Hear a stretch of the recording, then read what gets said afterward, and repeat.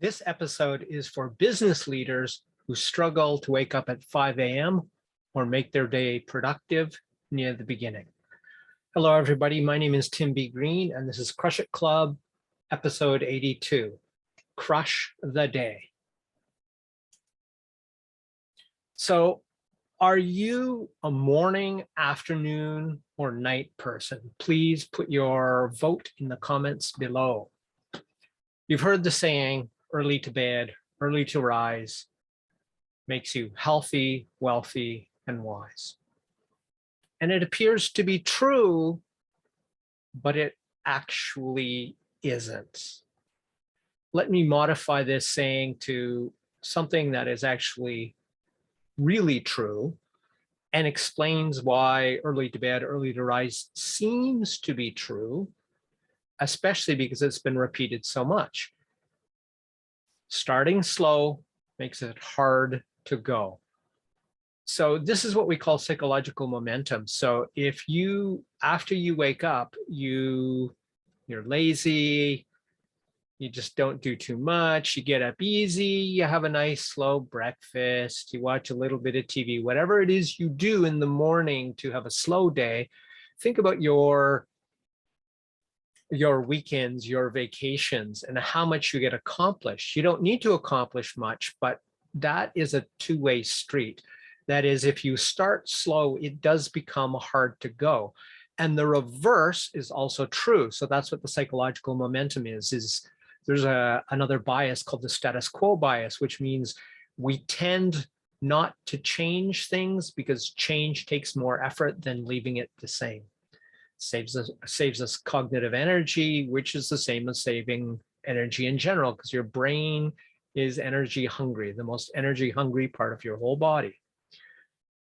But the opposite is also true. That is, what I normally do, for an example, is when I wake up in the morning, I wake up at whatever time I wake up, and I'll leave that vague for now. And then I usually meditate for 3/4 of an hour. So though that's the start of the day, that isn't when I start being active. Soon as I get up from my meditation, I am usually working or eating within minutes at most, and sometimes seconds. That is, to crush the day, I start right away. And conversely, if you start lazy and slow, tends to make it hard to rev up your day.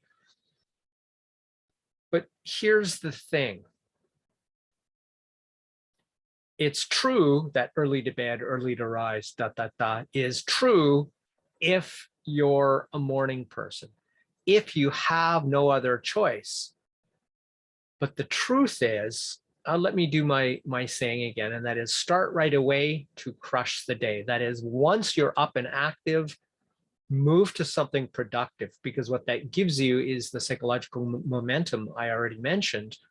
But more to the point, you get a sense of accomplishment. It feels good, so it becomes self-reinforcing, whereas the same is true for the lazy start, the slow start, the relaxing start. It's like, kind of feel like I want to stay on this mode, and then that's natural. The problem is, if you have to get up at 5 a.m. or 5:30 a.m. to get up early, to early rise, it's true that gives you a time where there's no interruptions, but that's not the only time you can have no interruptions, which is one of the two components as to why that saying seems to be true. It's before the business day starts, so you're not interrupted. But you'll notice that all those people who say that, and there's a lot of famous ones who are convinced by this saying, they say, oh, well, I get up and I start something productive right away. There's where it is. They start something productive immediately once they get up, in a time where they're not being interrupted by other things. Those are the two components you really need. It has nothing to do with what time you wake up. I, being an insomniac for basically all of my life, have learned a lot about sleep and sleep hygiene. Sleep experts say no alarm.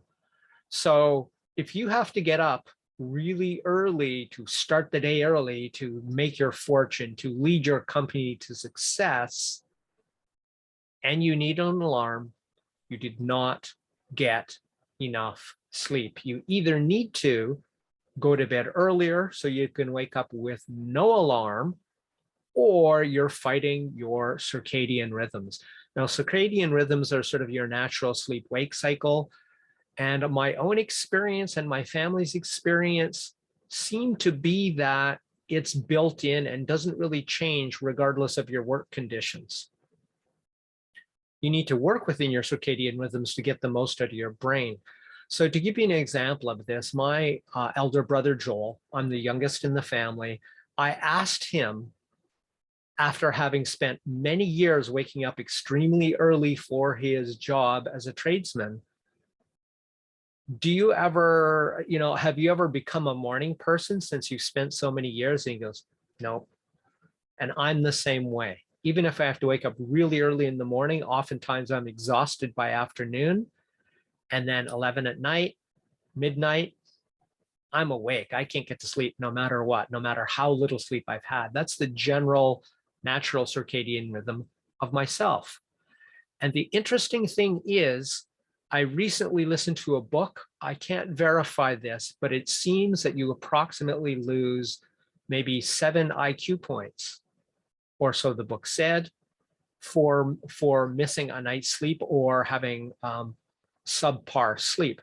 So there's a whole lot more than this, but just when your brain has not had a natural rest, one of the functions of sleep, or one of the things that happens in your brain during sleep, is not only are you recharging your neurotransmitters, but you are also breaking down and eliminating neurotoxins from your system. Both of these things are critical. In fact, your body does not need sleep. There's been research done that shows it's in fact your brain that needs sleep. Your body needs rest, but if you never slept, you'd be totally fine were it not for your brain's need for sleep. So to get the best out of your brain, forcing it to wake up when it's not ready is a bad plan. I understand that we don't always have the luxury. I don't always have the luxury either, but whenever you possibly can, run on your own circadian rhythm.